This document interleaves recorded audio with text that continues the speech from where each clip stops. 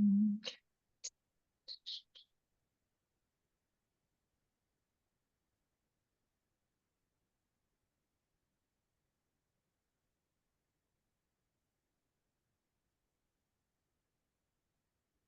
Ryan. Good to see you, Linnea. Yeah, it's good to see you. All right. We have 20 attendees in the room, so I think we're good to get started. This meeting is being recorded, and I will ask everyone to go on mute while we get started. So moving this into presentation mode.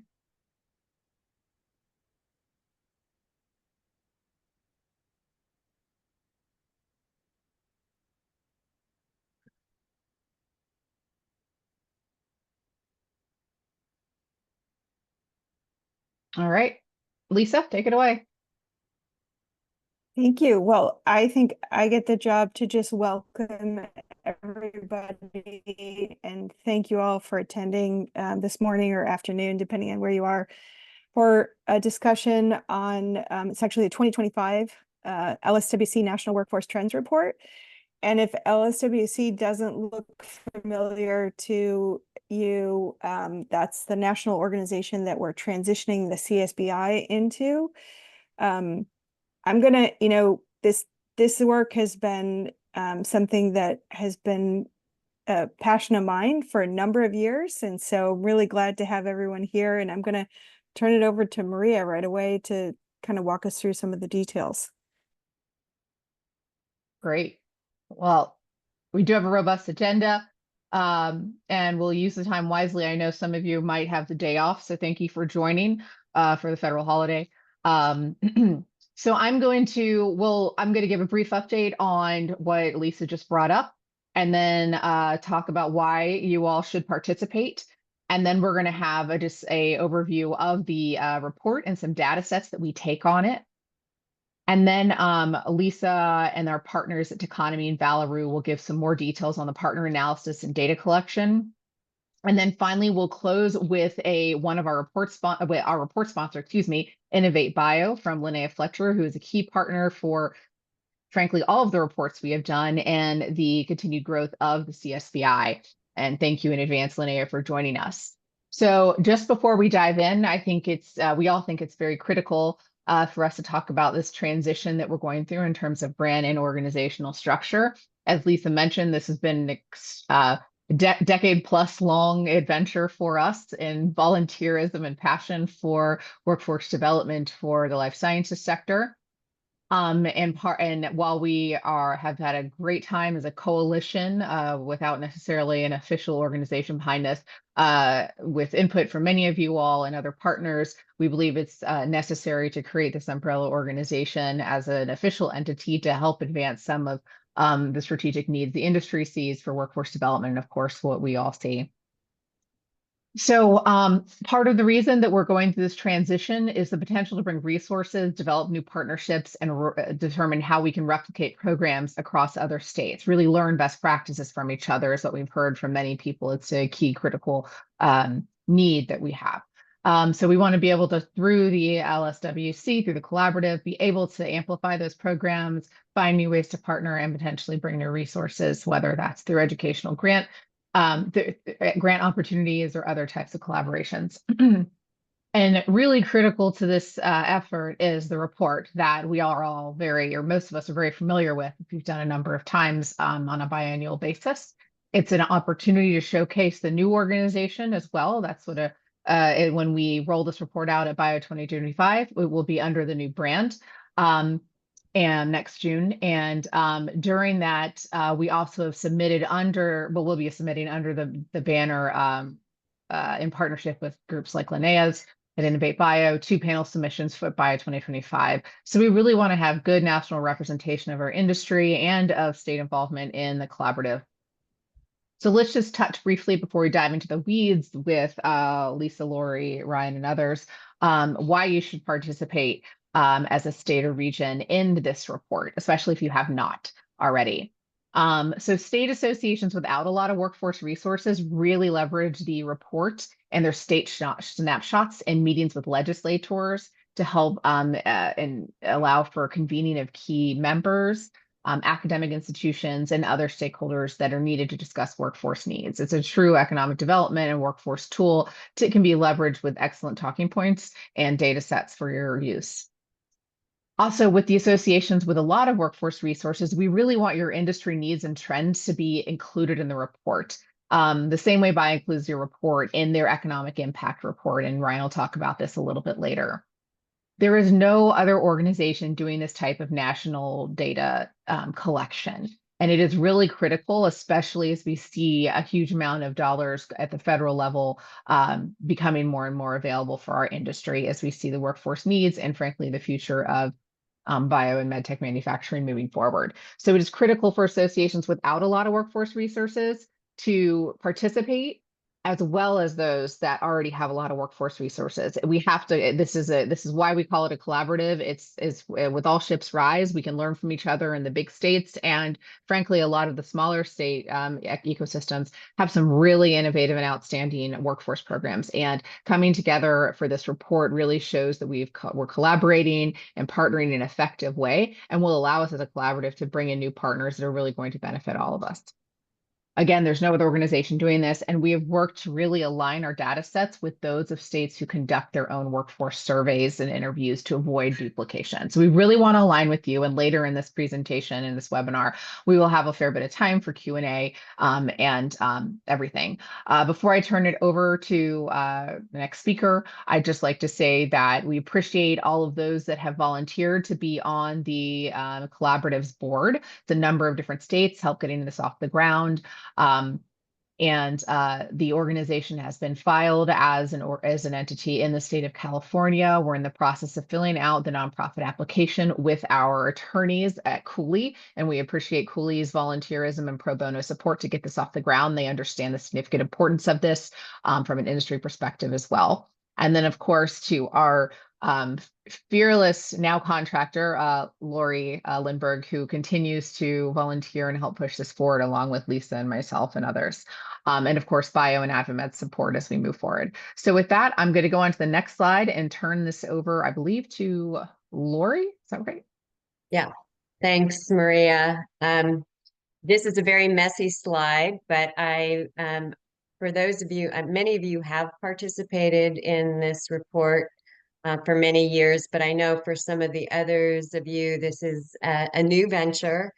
And so I just wanted to give you a quick sample here of some of the quantitative and qualitative headlines from prior report years, such as during and after COVID, the trend towards remote and hybrid work, the move towards skill sets tied to industrial automation, data science, AI, and more, the industry's sort of shifting focus around DEI efforts, difficult to hire positions, and continued importance of industry academic partnerships in really meeting those projected talent needs, and a message we've been able to show every year since we produced this report, even in times of recession or the currently, like we're experiencing some retraction, we're still able to show a steady growth trajectory, which is, I think, very important. So next slide, Maria. So a bit about the data sets. For those of you who have participated, we ask each state or regional affiliate to go out and have 30-minute conversations with a minimum of 10 key members in your organizations. And I think others who have participated in this can tell you that they feel really grateful when we reach out to them to have these conversations. They're busy, but talent and their talent needs is top of mind. And so I'm pretty sure if you ask them for a conversation this November for January, most of them will say yes. So this is an opportunity for them to talk about how macro events, COVID, recession, supply chains, competition for talent, drug pricing, emerging technologies, how all of that is impacting their companies and their need for skilled talent. So that's a great part of this. And this is where we really get those key trends that the 5 key trends we feature. Next slide, please. Then we go out with a survey to HR and hiring managers. We ask each state to complete a minimum of 25.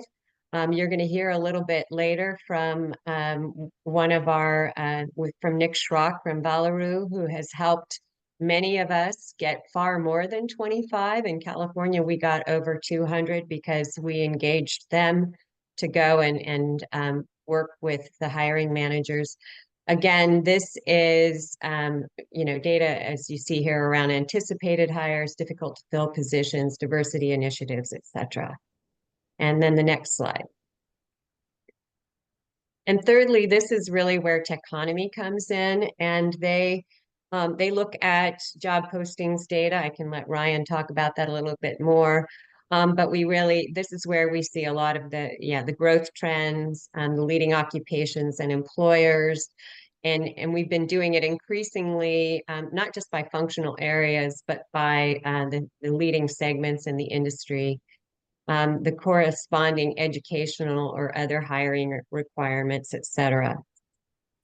And go ahead on to the next slide, and I'll say a little bit more about this. So in addition to the national report, which all of your data will feed into, if you all make those minimum requirements of 10 interviews, 25 HR surveys, then what TEconomy will produce for you is a sample snapshot for your state. And many of the states who participate in this before use this as an opportunity. Either they just turn it into a simple report that they can share with legislators and academic partners, or they can build on it to make a more substantive report. So I just wanted to show you an example from Oregon of the data that you'll be getting. So you can just kind of go quickly through this, Maria. Next one, keep going. This is what Oregon did with one of theirs. Keep going.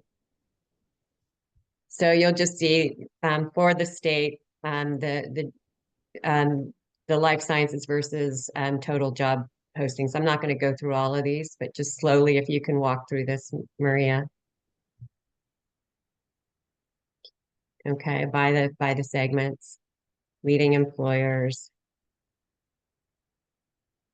Again, leading positions, et cetera. Degree requirements. So what we have at the national level, you will get for your state as well. And the other thing I want to say about that is that some of your states or regions may already be producing a national report on workforce, a state report. And what we've been trying to do with individual states to bring them in, and this is really speaks volumes of the partnership that we have with TEconomy. We've been trying to, and I'm going to use Massachusetts as an example. You know, they were producing their own workforce report every year, and we weren't asking all of the same questions. And so we had TEconomy and Mass Bioed work together we started to work to try to incorporate some of the things that they've been looking at. So now our national instruments reflect a lot of what they've been looking for. And I can even say today that they had another conversation about some more things that they'd like to have into it. So this doesn't mean that TEconomy can go after everything that every state wants, but to the extent possible, we are trying to create a report that reflects as many of your members as possible to really capture this national trends. And so I hope that with, that we want a national report that reflects the value of your members. We also want to give you something that you can take back and build on for your own conversations. And so with that, I will turn it over to Lisa. Thanks.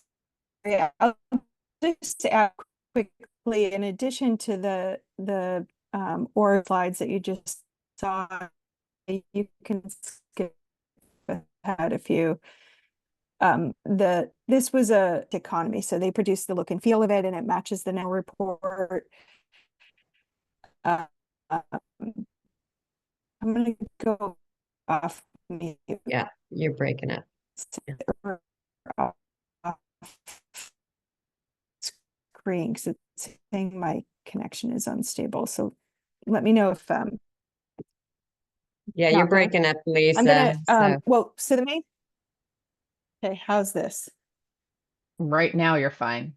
Okay, so really what I want to do is turn it over to Ryan to talk about the TEconomy process and dive a little bit deeper into some of the things that Lori already talked about. But I Mhm. did want to say that in addition to that very polished PowerPoint that we just walked through really quickly for that as an Oregon example, what we also get back is an Excel spreadsheet with all of our HR survey data.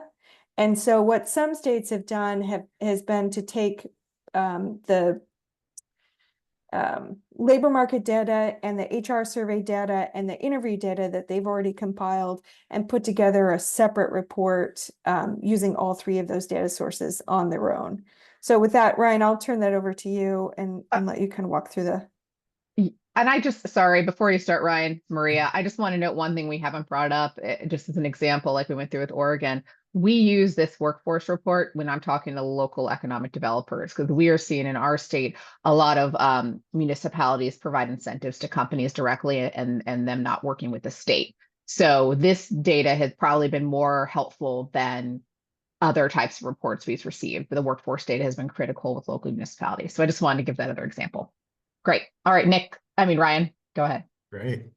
Well, thank you all. Great to be with everyone. I'm sure we know some of you on the call, but really appreciate the opportunity to help tee this up for this year and sort of double down on the importance of this effort. In our work in innovation-led economic development, workforce and talent continues to be a real challenge, a real opportunity. There's a lot of dynamism. The trends are quickly shifting, as I'm sure many of you all know.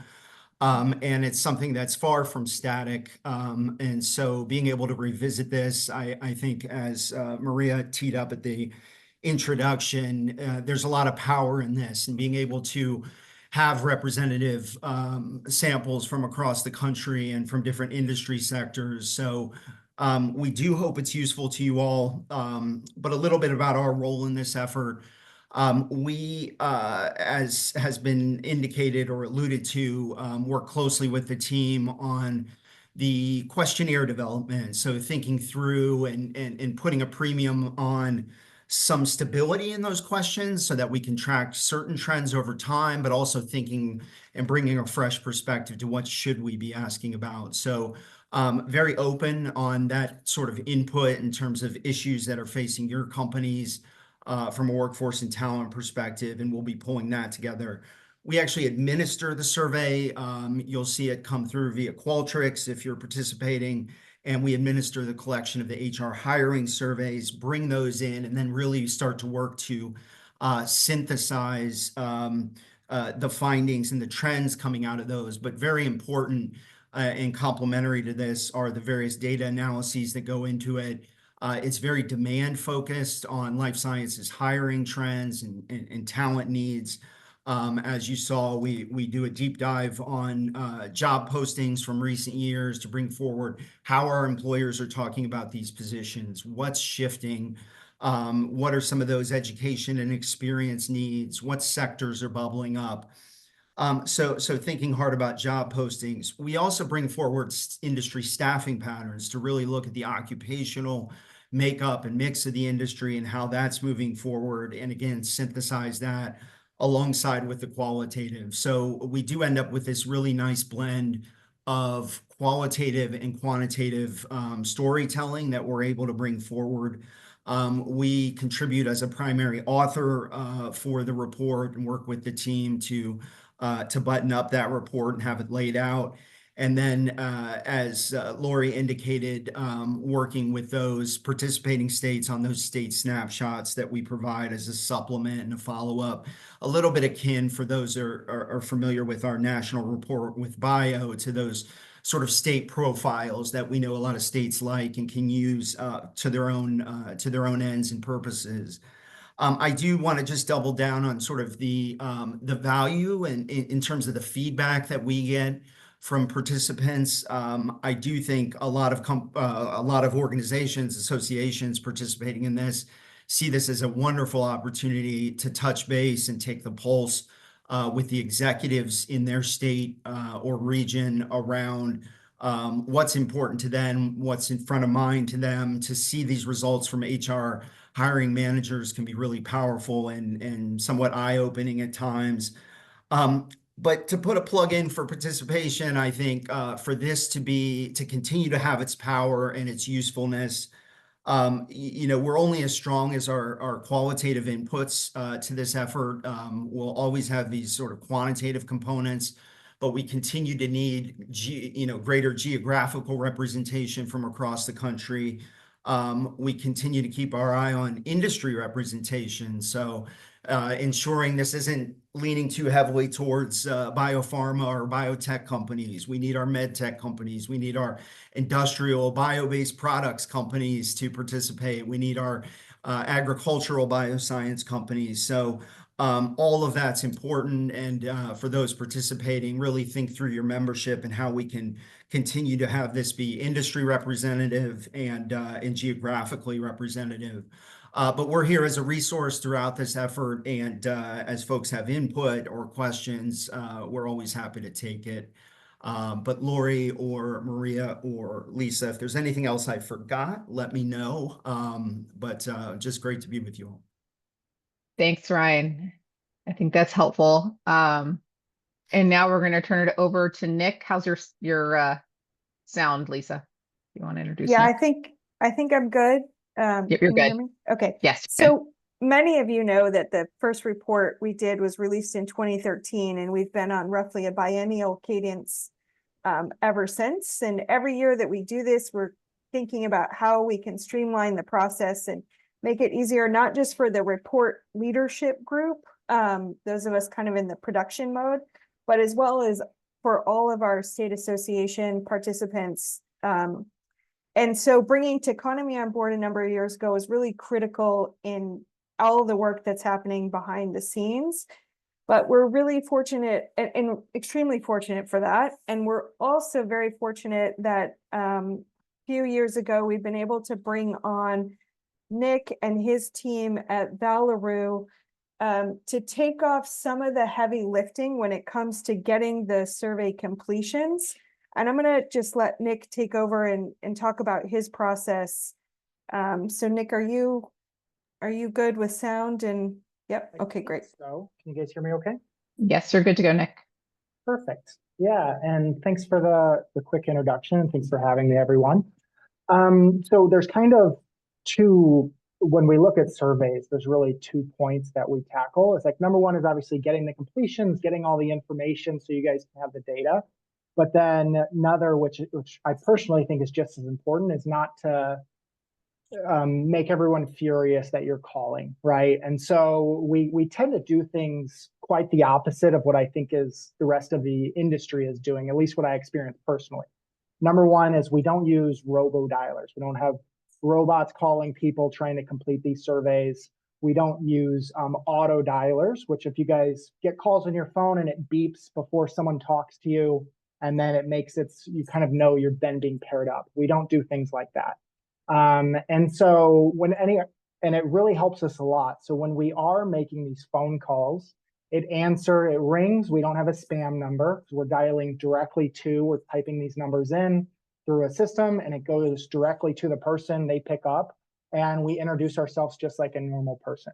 So I know that sounds ludicrous to do it that way. Yes, it's less efficient than using all of these tools, but it's actually allowed our conversions to go way up because you're talking to a person immediately the second you pick up the phone, and we can start having a conversation. Also, the type of person we're hiring to make these phone calls, we're not just looking for the cheapest talent that's out there. We're going to countries with higher English proficiency. Number one, for example, is we leverage Belize quite a bit. It's a country between Mexico and Guatemala where their first language is English. So there's a slight accent, more of a Caribbean accent, if you will, but that English is very pure, conversational, things like that. We also leverage Philippines and Mexico as well, mainly Tijuana and Manila. But again, English is the accent's slight to non-existent. And then in the way our approach and how we're actually, the words we're using and the templates we're saying is there's kind of a popular method is try to pay people for surveys or a reward based. We've tested that and have less than stellar results versus more leaning on what I call almost like a charity roast, really just calling and asking people for help, letting them know you're partnered with the local colleges, local organizations, asking them for help in the surveys. And you have more pleasant conversations when you're talking to someone that's part of your region, part of organizations that you're familiar with, getting to know them, and then just asking for their help so that way we can get the right data to support the industry. So yeah, that's just a little bit about how we do it, who we're hiring to do it, how we're really not spamming people, right? We don't want to calling people a couple of times. If they're not interested, we'll just move on to someone else. So that way, yes, we're collecting the information, but we try to do it in a very tasteful way. So that way your guys' phones aren't blowing up as they're furious that we keep calling them and answering. And I will just Thanks, add Nick. to that. Yeah. Oh, sorry, Lisa, for interrupting. I will add, and Nick referenced this. We will, in what we share with you all, we give some email template guides and things like that for your outreach. We will have, if you elect to use Valorroo as a call center, we will provide you some language for introducing them as, that someone will be calling on behalf of the organization so that there's not any confusion. And as I said, they're very professional. It's really worked very well for our organization. They've represented us well. So we will provide that for you if you choose to do it. Yeah, thanks, Laura. And we've in the past, when states have needed it, we've customized some things in the past. We've helped people with interview questions. So if anyone has individual needs or things like that, happy to work with them on an individual basis. Thanks, Nick. Can everyone hear me still? Yes, you're fine. Okay, great. So just a couple other things in terms of support that I want to touch on. In the past, the last report we did, we had some additional funding left over where we supported folks with their interview collections. What we're really trying to do now is confirm participation, and you'll see we're going to show a timeline a little bit later. And we have a finite amount of funding, and we need to spread that around and make sure that we get as robust a participation as possible. And once we have all the participation confirmed and the contract with Valorroo in place, then we'll be able to come back to you with any additional support we might have on the interview side. So just be patient with us a little bit on that. And then I think that's the main point that I wanted to make. And then the timeline will be really important, right? So next, I want to introduce Linnea Fletcher. She's the executive director of the National Biotechnology Education Center. This is an NSF-funded center, and they have been instrumental in us being able to continue this work over the past 2 reports and into this report in 2025, really as our primary funder, and allowed us to take this from just, something that we were scraping by on nights and weekends to get the editing done and the graphics done and the report produced, right, to a really professional effort with TEconomy and Valorroo and some additional support. So really want to thank Linnea. She's got some interesting opportunities to discuss, related opportunities to discuss with us this morning as well. So Linnea, I'll turn it over to you. Great, thank you. And I just want to say that I was introduced to the report when I was a co-PI on BioLink, which was the first center grant. And even then I realized how important the report was. And now being PI of Innovate Bio, the National Biotechnology Education Center for ATE, Advanced Technology Education, I continue to see, really, it is the only report of its kind in the nation that focuses on workforce. And the one thing is, even though my center grant is supposed to be focusing just on the creation of technicians, if you don't have a baseline for all of the positions that are needed in this industry, even people who go into technician jobs will not be interested in gaining employment in the biotech industry. No one goes into a job thinking that's exactly where they're going to stay for the rest of their life. And if you want them to stay in the biotech industry, you have to know what's going on with all of the emerging trends. And that was the report itself was the initiative for something I started in the summit, was that after going over emerging technologies, on the second day, we brought in state teams, because we know creating a workforce is really state by state because of the differences between the states. And now we want to continue that. And we feel that the report that's national, but then the fact that you can actually do a state focus for each state is extremely important. And I just want to say, without the bio-state organizations, I could have never gotten as far as I have in Texas, because they were the ones, THBI was the one that supported our incubator, was the one who got me on the Governor's Bioscience Council to even lead up to the incubator, was the one that brought in workforce skill standards. So I know the value of bio organizations. Without them, we would not be creating a workforce. So my initiative now, and I wish I could have funded it directly, completely out of the money that I got for the center, but that can't be my only mission, is that every state needs funding for how to create a workforce in their state. Now, one opportunity that I have discussed with the lead for ATE is the fact that ATE, Advanced Technological Education Solicitation, talks about sponsoring conferences.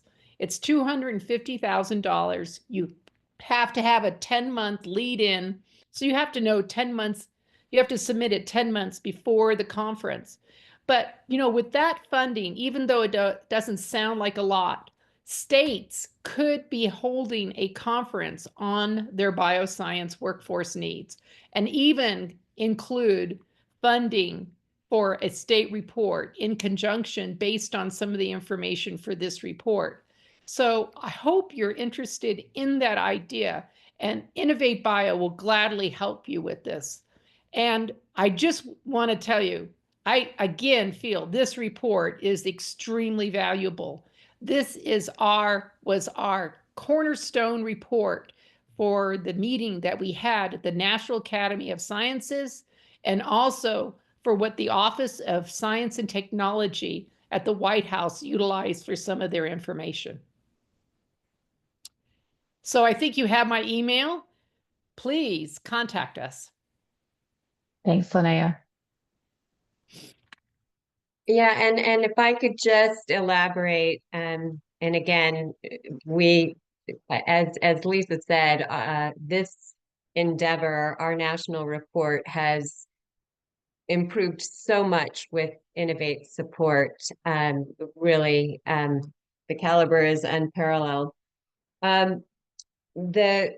What she was saying about the NSF conference grant and that 10-month lead, if you could imagine, you could take your state snapshot that is produced by TEconomy, you could dig deeper. You could use some of that funding to go deeper into your state's data and to actually do the planning to convene stakeholders around a workforce conference in your state. So that's what we're hoping to see as part of this. And Linnea is a great ally in helping us do it. So.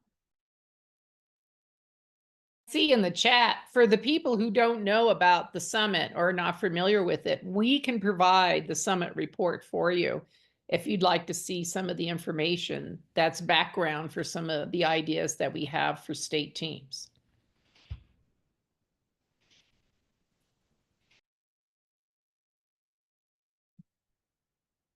All right. Thank you, Linnea. I think it's back to you, Lisa, to close us out. Timeline. Sure, I can take this. So basically, we want everyone to confirm participation by November 1st. For those of you that have participated in the past, we know that time gets really crunched when we kick this off in January, and then we've got 2 months to get all this data collected. And so we've heard over the years that some folks would like to get an earlier start on things. And so in order to do that, we'll confirm participation about a month and a half prior to when we've done that in the past. And then there's an opportunity to send out requests for interviews and HR surveys by mid-November. You may not schedule those interviews until the first of the year, but you'll have the ability to kind of work on a timeline that makes sense for you, sort of backing into the fact that we're going to ask for interviews and surveys to be completed by February 14th. So we're starting a month and a half earlier, and we're only ending a half a month earlier than we did in 2023. Again, that longer window can be a blessing or a curse, right? Because sometimes that sense of urgency is really helpful in getting this work done. But what it does is it kind of just gives each group the ability to plan around a timeline that makes sense for them. One of the important things is that if you're going to use Valorroo, we need to know that helps us with our figuring out our budget, but it also gives Valorroo an opportunity to get started on those HR survey completions. And again, so I think November 1st, we'd really like to know if you're considering Valorroo by November 1st. If by November 18th, you're not quite ready to share all of your HR contact details, there's some flexibility there, but we do want some states to be able to get started sooner rather than later. And then Nick, did you mention your process for contact information? No, Lori's shaking her head. Okay, so in the past, it's the better data Valorroo has, the more they've been able to be successful in getting completions, which means if you have the phone number and the email contact information for the HR person within each of your member companies or companies that you want to complete this survey, then easy peasy, right, for them. But in recent years, they've invested in some technology. And so if you have the name of the person, they can get a lot of that contact information through this technology that they have. Even if you have the name of the company, that's not quite as good, but they're still able to track down some of this information. So we originally thought, we were going to use some of this time to encourage folks to get their data cleaned up and in order so that it was ready for Valorroo, but it turns out that that's not quite as critical of a need this time around. So just feel free to share your data early with Valorroo if you're going to use them. And then just to round out this timeline here, it's our intention to release this report at Bio again this year in Boston, and we'll have a press release around that. And we will be coordinating with Innovate Bio on all of the release aspects when it comes to June. And did I miss anything? Yeah, Lisa, if I can just jump in, just to elaborate a little bit on the fact that we did hear you, many of you who said it's too crunched to just start everything in Q1. We need to start earlier. What we've also heard is that Q4 may not be the best time of year to be trying to reach people in HR who are trying to close up the end of the year. And so we wanted to create flexibility by opening this up as much as possible to let some of you maybe get an earlier jump on those interview requests. Maybe some of you feel like it is okay to put out the HR survey early. But Ryan, maybe you could just come on and just say a few words about that window, if you're still with Yeah. us.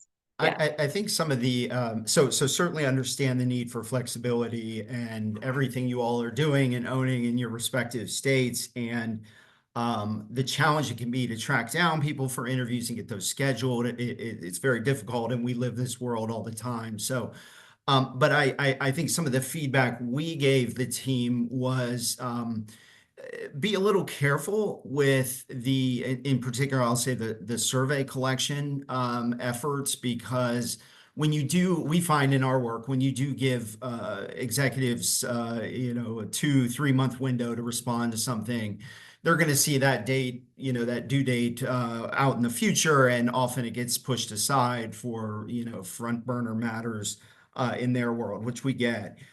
Some level of urgency or a real deadline does really help on survey efforts. And so if we end up having this 3 month window we're talking about, I think within that, if you can be focused and say, I'm going to use these 6 to 8 weeks, or these 6 weeks, or these 4 weeks to really push the survey, that would be our guidance, and using reminders and follow-ups as needed to impress upon folks the deadline, because otherwise we have seen in our experience things will just hang out, and you won't get the kind of response you'd like. I'm sure Nick understands this world as well. So just want to put that plug in for in your own states, carving out your own timeline within this period may be the most effective way to do it.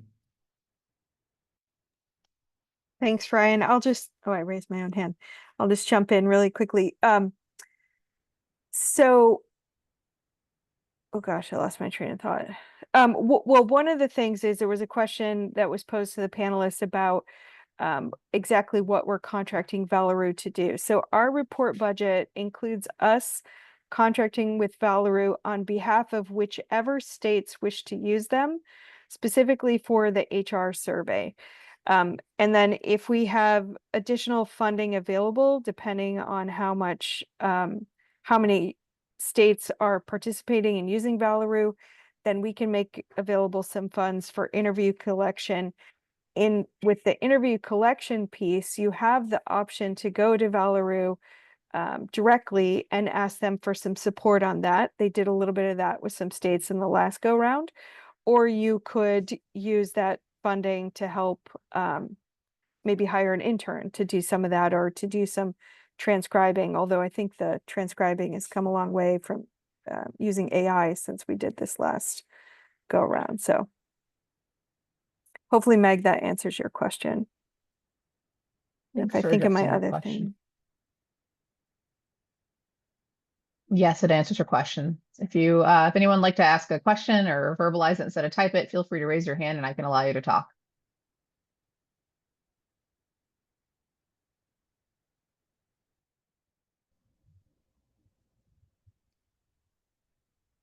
I see no questions being asked.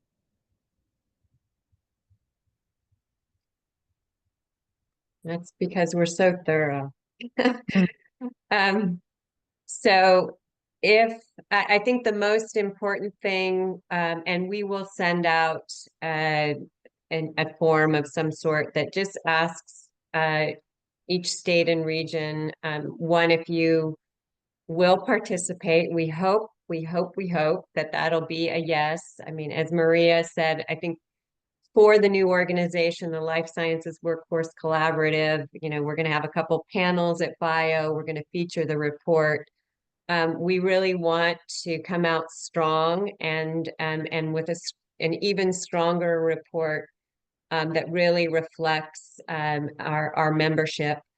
I think is really valuable. And more importantly, well, in addition to that, we think that that will then help us have a stronger national organization that can in turn really help you locally and gather resources and partnerships and the like to help us fund these efforts. So we will ask you all, by November 1st to confirm your participation. And then secondly, if you would like to take advantage of Valorroo's services, at least for the HR survey, it's important for us to know.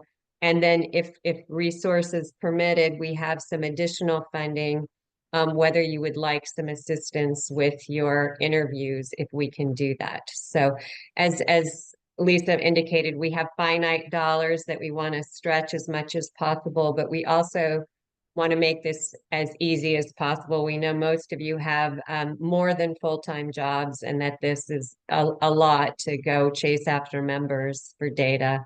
But as I said, I think ultimately they appreciate us coming and asking them these important questions. So I've got 2 hands up from our panelists. Linnea, you were first.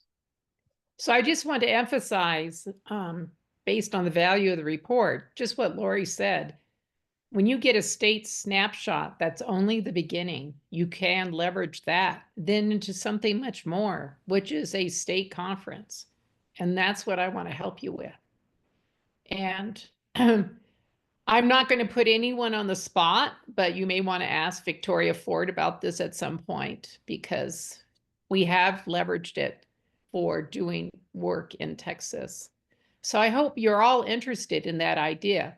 Remember, Innovate Bio may focus on technicians, but we understand its career pathways. It's all the jobs that are important in biotechnology, not just bench scientists. Thanks. Thanks, Linnea. Lisa? And I'm noting everyone who's confirming in the chat, and I'll send it to our team. But yeah. Yeah, thanks. Just something Ryan brought up, made me want to just cover the process a little bit. So both Valorroo and TEconomy have made it really easy, where Valorroo's doing the survey completions and those are getting entered into the portal right on the spot. And then what TEconomy has been really good about doing for us is on a weekly basis, providing us the names of the companies and even the individual, I think, that was spoken to or that completed the survey by state on a weekly basis. So we send those back out to each of you every week so that you know who you need to kind of push on and not based on who's completed it from your state. So it's and it seemed to work really well. Weekly seemed to be a really good cadence, and I see Brian nodding his head, so I assume we're doing that again this year. Thank you. Yes, I think you got a few takers already, because Linnea, we got a few states interested in working with you, including Oklahoma. I'll say Georgia as well. And I'm missing one other one. Who was the other state? I know I was muted there. That's great. And I just want to say, you know, if we get enough of this, if this is like pilot work, you never know, it will turn into a grant all by itself. Mm-hmm. Thank you. And I've got, all right. So in these last few minutes, I'm just going to say out loud who I've noted. South Dakota will participate in East Valorroo. AZ will participate. Arizona will participate in East Valorroo. MichBio participate in East Valorroo. South Dakota, same. NC Life Sciences, same. Oklahoma, same. Georgia will participate. Mass BioEd will participate. And Texas will participate. They did not confirm Valorroo yet, though. So, in Oregon. Yeah. Okay. And I know we stated it at the beginning. Thank you, Viacom. And Viacom, thank you. Sorry, I know we stated at the beginning, but this was a holiday for many states as well, which is why we recorded this. And we've got at least a handful, if not a dozen other folks that are queued up ready to watch this recording and are interested in, and have said already that they're interested in participating. So this is great, everyone who's here today. there's Yeah. more to come. Thank you, Oregon, Biocom, Colorado. I'm just noting out loud for everyone, and Oklahoma. Got it. Yeah, we'll probably formalize this again in a just a quick and I would like to say, just building on what Linnea said, I mean, I hope that didn't just sneak by you, but this is how we, when we get critical mass and we get, all these different stakeholders looking at the full career pathway, this is where we can bring in some real significant dollars. And Linnea and I have even talked about, in addition to your going in for a state conference grant to let you focus on the state, that maybe Innovate and Life Sciences Workforce Collaborative in the next year, whatever, maybe we put on a summit bringing all of you together to do some real regional exchanges where you have similar hubs and similar challenges, that kind of thing. So I'm very excited to see the participation. We're so excited to have Innovate as a partner and these really great, TEconomy and Valorroo to help you with the data collection and to make this data relevant for your states. So I hope you all will participate. We want to make it as easy as possible and as valuable as possible. Oh, there's one thing else I wanted to mention is that already state teams have recognized the value of collaboration. Just ask Kansas, who was going after a engine grant and EDA, by bringing your state together in education and workforce and your bio representatives. If you haven't paid attention to some of the solicitations that are out there, they're going for very large representation across the state. And thank you, Lori. I hadn't forgotten about the summit, but that was going to be the very next step after we get the pilots going. Thank you. Yeah, that's important. Very large multi-year national grants available when you start to assemble your stakeholders within your states. There's a lot that gets opened up. Great. Well, we have 5 minutes left. One last call for any questions. Seeing, hearing none. Lisa, would you like to close this out? Yeah, thanks everyone for coming. Hopefully you're all on the distribution list with the emails that Maria sends out. If for some reason you think you're not, feel free to email any one of us and we'll make sure that you get on there. And yep, there you go. Email Maria and she'll make sure you're on there. And then look for those communications because that's, we use that to go back and forth on all things related to the report. Oh, someone's asking where they can see a draft of the questions. Lori, do you want to take that? Yeah. Yeah, so we did get input both from the Life Sciences Workforce Collaborative board, as I think Maria put in the chat, for the interview questions and the survey questions, as well as from some of Innovate's leadership team. We are finalizing the HR survey, both of those with TEconomy.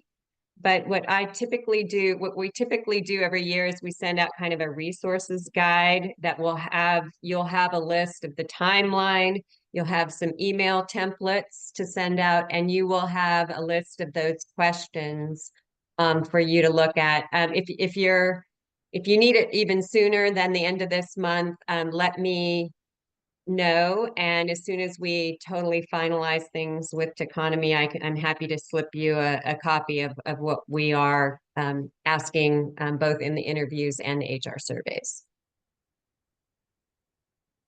I hope that And answered that. I'll selfishly say also on behalf of the collaborative, we need someone to help us with branding and marketing to redo the website, create a logo. If anybody has on their team somebody or a contractor you think might be willing to help pro bono or very, very, very cheap, please let me know. This could be a great opportunity for a young person that likes to do graphic design as well.